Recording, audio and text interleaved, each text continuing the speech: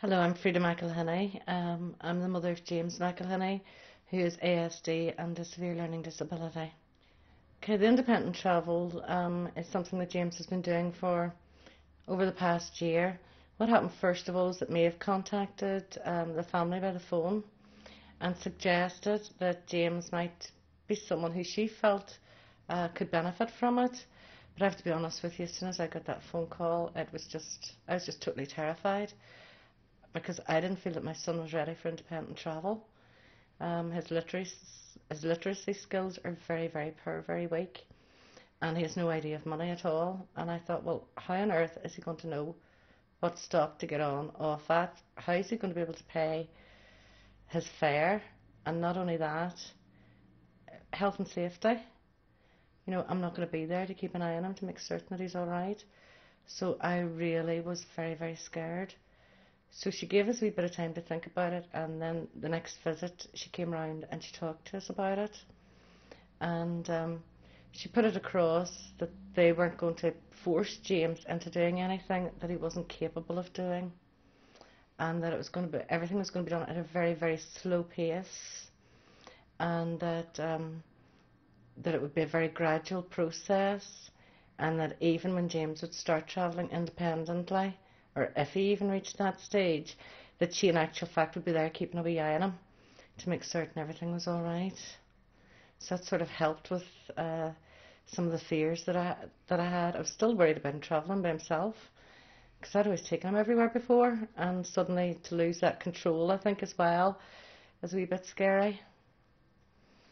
Well, when James started this programme, initially I didn't think that there was going to be any change, that it was going to make any difference to him.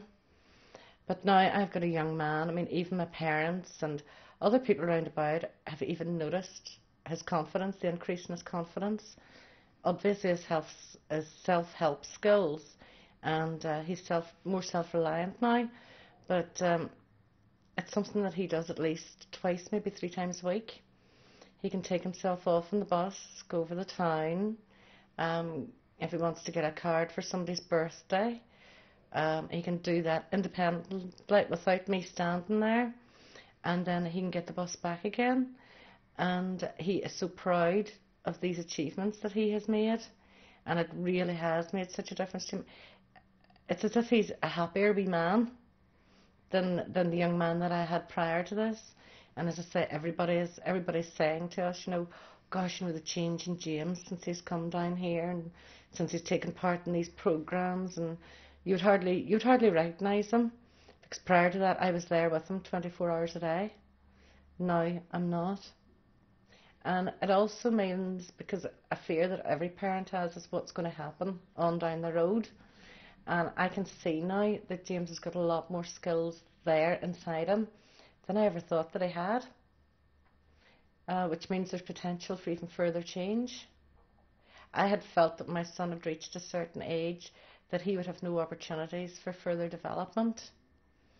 But New Horizons, with the different training packages that they have on offer, has just opened up a whole new world to him and to us as a family.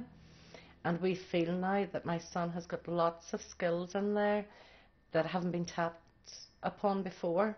And we're really looking forward to seeing his continuous development in the years ahead, rather than him being very limited, which was basically what he was after he'd left school. There was really nothing there for him. But this programme has just been absolutely amazing for James and the family as a whole. He also has to talk to the bus driver. So it's not just developing the travel experience itself or the travel skills itself. It's also developing those other skills that people with autism or related disorders have got major problems with the form of relationships or anything like that. As for the money, he still can't count his money. But what we do is we have the 50 pence or whatever the exact amount always sitting for him in the morning. He has, because he has autism, he has a very structured routine. And part of his routine now is taking the independent travel. Even if I could give him a lift over town, he wouldn't take it from me, because he feels that that is something that he can do for himself. And you know, that's something that to us that's very wonderful, because each of us want to feel that we can do things for ourselves. And for a young man who has been watched so closely for so many years, to have that independence really has made such a tremendous difference to his life and to his lifestyle. If he wants to buy somebody a treat, he can do it in secret. He doesn't have to have his mummy or his daddy or his sister, his younger sister, quite often would have taken him over. And for the first time this year, and it was something very wonderful, I got a Mother's Day card from James, and it wasn't one that he had chosen with someone else. It was one that he had went and he had chosen by himself, and brought it home, and he had so much pride in the fact that he had went out by himself and bought this card. Those type of experiences wouldn't have been possible if it hadn't been for the New Horizons programme.